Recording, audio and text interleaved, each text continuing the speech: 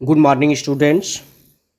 स्वागत है आपका विमल जी ऑनलाइन क्लासेस के कक्षा 10वीं राजनीति विज्ञान एनसीईआरटी के तीसरे अध्याय के भाग 2 लोकतंत्र और विविधता।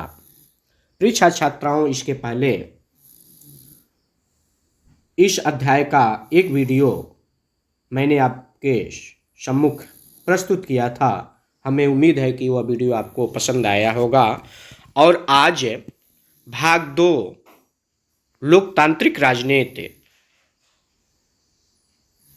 के दूसरे भाग को लेके टॉप 20 मोस्ट क्वेश्चन जो आपके परीक्षा की दृष्टि से बेहद इम्पॉर्टेंट है, उसको लेके हम अपने ऑनलाइन वीडियो द्वारा आपके सम्मुख पुनः उपस्थित हैं। हमें उम्मीद है कि यह वीडियो आपको पसंद आएगा। यदि आपको वीडियो पसंद आए तो इसको लाइक कीजिएगा, अपने मित्रों को शेयर कीजिएगा, और यदि आप हमारी चैनल पे पहली बार आए हैं तो इसको सब्सक्राइब कीजिएगा।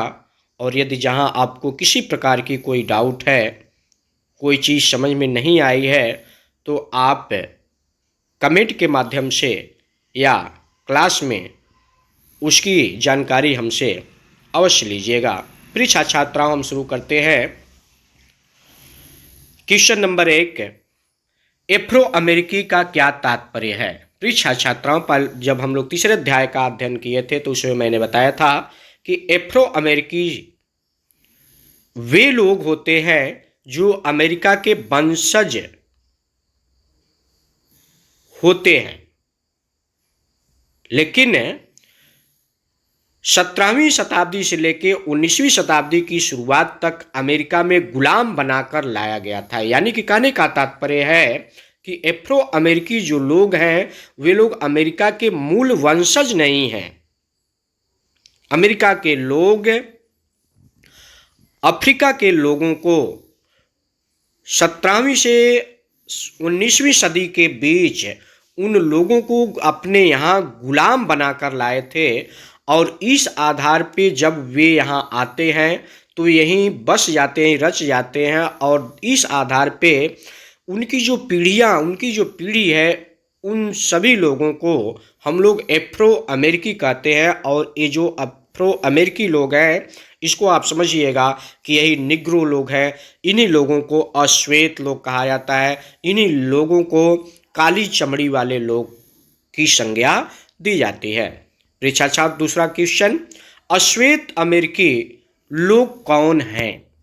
अश्वेत अमेरिकी शब्द का प्रयोग उन सभी लोगों के लिए किया जाता है जो अफ्रीका से लाए गए दासों के संतान हैं और अब अमेरिका में रह रहे हैं। ऊपर वाली क्वेश्चन में बताया था कि अश्वेत यानी अश्वेत कहिए या एफ्रो अमेरिकी कहिए, यानी कि अश्वेत का मतलब है कि जो श्वेत नहीं है, और श्वेत जो होगा वह अमेरिका का मूल निवासी होगा। जो अश्वेत होगा, जो निग्रो होगा, जो काली चमड़ी का होगा, वह कहाँ का होगा? अफ्रीका से लाए गए दासों की संतान है, और अब ये लोग अमेरिका में ही रह रहे हैं। तीसरा पॉइंट, समरूप समाज से क्या अभिप्राय है? समरूप समाज जैसा कि नाम से क्लियर हो रहा है, समरूप यानी कि समान रूप वाला। समरूप समाज से हमारा तात्पर्य एक ऐसे समाज से है जिसमें सामुदायिक, सांस्कृतिक या जाति भिन्नताएं या विभिन्नताएं अधिक नहीं होती हैं। अर्थात एक ऐसा समाज जिसमें सांस्कृतिक, सामाजिक या जाति पहलुओं में समानता या समरूपता पाई जाती है, समरूप समाज कहलाती है। नेक्स्ट पॉइंट की तरफ आगे बढ़ते हैं। अश्वेत शक्ति आंदोलन क्या था? अश्वेत शक्ति आंदोलन नस्ल भेद, रंग भेद को लेकर चलाया गया था। यह आंदोलन 1966 ईस्वी में उभरा और 1975 तक चलता रहा। इस आंदोलन की विचारधारा था कि अमेरिका में नस्लवाद को मिटाने के लिए हिंसा का सहारा लेने में भी कोई हर्ज नहीं है। इसके पहले हम लोगों ने अध्ययन किया था कि अमेरिका में इसके पहले भी एक और आंदोलन चला था, जिसमें उसका मूल मंत्र यह था कि अमेरिका से नस्लभेद को हटाना है तो हमको अहिंसा के आधार पे उसको करना होगा। लेकिन जब वह आंदोलन असफल होता है उसके बाद ये दूसरा आंदोलन चलाया जाता है और इसमें यह निर्णय लिया गया कि हिंसा के आधार पे हम इस जो समाज में जो भ्रांतियां हैं, जो विभिन्नताएं हैं उसको हम दूर कर सकते हैं और इस आधार पे इस आंदोलन में हिंसा का सहारा लिया गया। क्वेश्चन नंबर 5, सन 1968 ईस्वी में मैक्सिको ओलंपिक में एफ्रो अमेरिकन खिलाड़ियों ने अपना विरोध कैसे प्रकट किया? प्रिय छात्र छात्राओं, Tommy Smith and John Carlos नामक दो एफ्रो अमेरिकी खिलाड़ियों ने अमेरिका की रंगभेद की नीति के विरोध में बिना जूते पहने सिर्फ मुंह लटकाए पुरस्कार लेकर यह बताने का प्रयास किया कि वे लोग के तात्पर्य अमेरिकी अश्वेत लोग गरीब हैं और रंग भेद की नीति का शिकार हैं। ये क्या है? प्रताड़ित है अपने सामाजिकता को लेकर कि अमेरिका में इनके साथ इस तरह से व्यवहार किया जा रहा है, वे लोग उसके शिकार हैं। और अमेरिकी जो अश्वेत लोग हैं, जो अमेरिकी निग्रो लोग हैं, जो अमेरिकी काले रंग के लोग हैं, वे लोग क्या है? गरीब हैं और इस रंग भेद की नीति के वे शिकार हैं। क्वेश्चन नंबर 6, अमेरिका में नागरिक अधिकार आंदोलन क्यों चलाया गया? प्रश्न एक बार और सुनिएगा। अमेरिका में नागरिक अधिकार आंदोलन क्यों चलाया गया? प्रिय छात्र छात्राओं, अमेरिका में नागरिक अधिकार आंदोलन जो अभी आपने ऊपर पहला पॉइंट पढ़ा कि अश्वेत शक्ति आंदोलन क्या था और नागरिक अधिकार आंदोलन क्या था, तो अमेरिका में नागरिक अधिकार आंदोलन सन 1954 से 1968 ईस्वी के बीच चला, जबकि अमेरिका में अश्वेत शक्ति का आंदोलन 1966 में उभरा और 1975 तक चला। दोनों क्रांतियों में हम अंतर पाते हैं। तो अमेरिका में नागरिक अधिकार आंदोलन में अहिंसा को अपनाया गया, यानी कि हम ये जो अंतर है समाज में, जो विभिन्नता है काले और गोरे को लेके, इसको मिटाने का हम प्रयास करेंगे, लेकिन किसी भी प्रकार का हिंसा नहीं करेंगे। इसमें बताया जा रहा है कि अमेरिका में नागरिक अधिकार आंदोलन सन 1954 से लेकर 1968 के बीच चला। घटनाओं और सुधार आंदोलनों का एक सिलसिला जिसका उद्देश्य एस्ट्रो अमेरिकी लोगों के, यानी कि जो एफ्रो अमेरिकी लोगों के विरुद्ध होने वाले नस्ल आधारित भेदभाव को मिटाना था। मार्टिन लूथर किंग जूनियर जो मोहनदास करमचंद गांधी, महात्मा गांधी जी के सच्चे भक्त थे, मार्टिन लूथर किंग जूनियर की अगुवाई में लड़े गए इस आंदोलन का स्वरूप पूरी तरह अहिंसक था। इसने नस्ल के आधार पर भेदभाव करने वाले कानूनों और व्यवहारों को समाप्त करने की मांग की उठाई।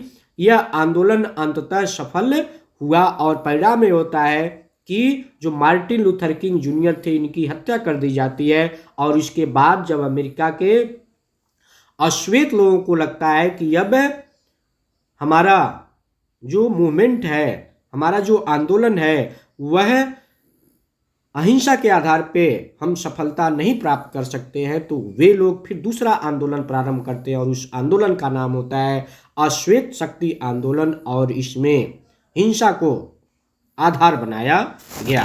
क्वेश्चन नंबर नेक्स्ट हम बढ़ते हैं। Question number 7, Martin Luther king junior कौन थे? उन्होंने एफ्रो अमेरिकी लोगों के लिए क्या किया? उत्तर, मार्टिन लूथर किंग जूनियर सन 1929 से 1968 एफ्रो अमेरिकन लोगों के महान नेता थे,